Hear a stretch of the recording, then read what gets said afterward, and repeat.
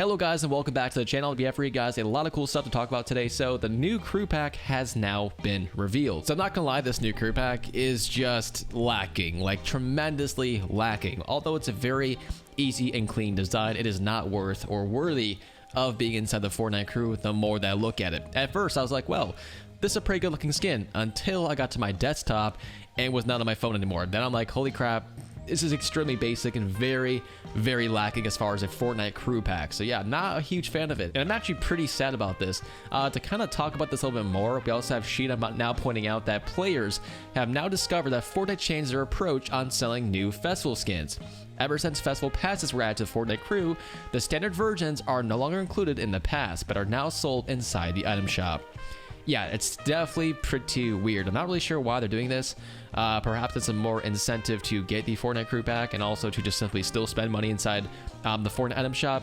I don't really know what their plan is, but without a doubt, it's pretty much lacking. Like overall, a lot of stuff needs to change in Fortnite, and I'm sure you guys will undoubtedly also agree with that. Also, multiple players are still having faith in theories that essentially we'll still get lightsaber pickaxes, which unfortunately, guys, it's just not going to happen. As much as we all want this to happen, it's just not going to happen. We looked through the files numerous times, and there's no hints, there's nothing new as far as them actually coming out. And don't get me wrong, at first there was plenty of teasers and plenty of, I guess, hints that they actually would do this, but it turns out they probably scrapped it. I don't know if they had a falling out with Disney or whoever actually makes Star Wars at this point, but without a doubt, they don't want to give the IP for the Star Wars pickaxes, and that's just it is what it is. On top of this stuff, we also might be seeing a new sports event coming soon. For some reason, tags for Patrick Mahomes and Shohei Ohtani, Samurai's NPCs were also added to the files in this update.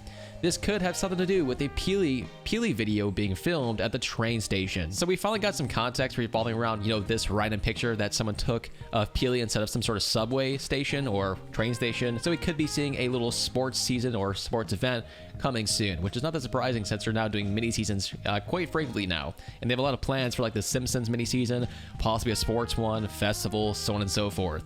Also, Fortnite OG is just not okay lately. So the minimum amount of real players in Fortnite OG lobbies appears to have been significantly reduced. It's now possible for an OG lobby to have up to 92 bots and only 8 real players. I swear on everything, every single time I play OG Fortnite, I rarely see bots. Like, I'm always running into the 8 real players, and I always get eliminated right off the bat in OG Fortnite. So yeah, although there's a lot of bots for these lobbies, majority of the time I might see like 1 or 2 bots per lobby and then just get absolutely annihilated by the 8 to 10 real players every single time. I don't get it. So I'm definitely curious, do you guys also run into this kind of situation? Also, this was never the intention by Epic Games apparently. So what just got revealed by Tim the Tatman is very shocking. So according to Tim the Tatman, the Fortnite OG mode was initially supposed to have 0 bots from the start, but this changed after some players complained. And I specifically remember when OG Fortnite first released, everyone was saying it was way too sweaty to play, and then they enabled bots, and then from there on it just completely went downhill. And these days, as you guys can tell from Sheena, what he said, it's majority bots at this point. So yeah, it's been absolutely cooked because of the Fortnite players complaining, and that's honestly a lesson learned for you guys watching the video. Be careful what you guys complain about in this community. Epic Games really does listen, and sometimes they go too far with this and just enable way too many bots, or take it way too literal and just kind of cook something like they did with OG Fortnite. Who takes on some of those popular outfits? You can see we have one of them here. No bots in OG Fortnite. Massive W. Favorite POIs are back. Pleasant Park, Loot Lake, Greasy Grove, Tomato Town, Retail Row, Salty Springs. Look out for your favorite Season 1 items in the loot pool and experience some of your favorite live in-game events all over again. On top of this stuff, we got a brand new teaser for the upcoming event over in OG Fortnite where Dusty Depot is going to be absolutely annihilated. So yeah, you know, brace for impact here pretty soon. On top of this, crazy enough, MrBeast wants his Hood MrBeast skin to come to Fortnite. MrBeast last night tweeted out, Fortnite, can we get a Hood MrBeast skin? And weirdly enough, Nick A30 also said, low tier fade edit style 2 please at Ninja. So yeah, I don't know, we could be seeing some meme skins in the near future, perhaps during the superhero season. I don't know, man, who knows what Epic Games plans on doing. I feel like they probably would not release a Hood MrBeast skin as that would probably have some backlash for obvious reasons.